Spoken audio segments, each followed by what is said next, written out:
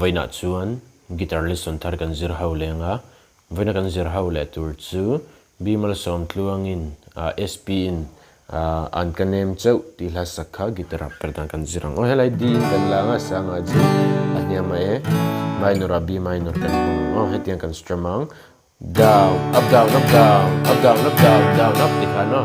down up down up down up down up down down up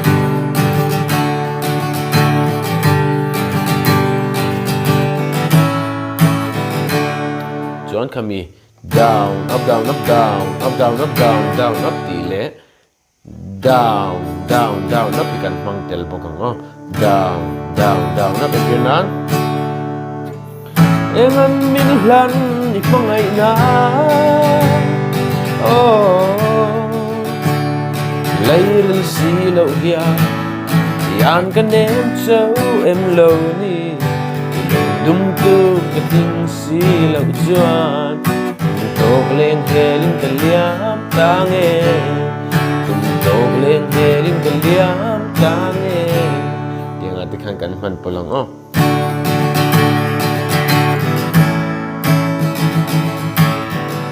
tikhan custom dan kherlo po khan nang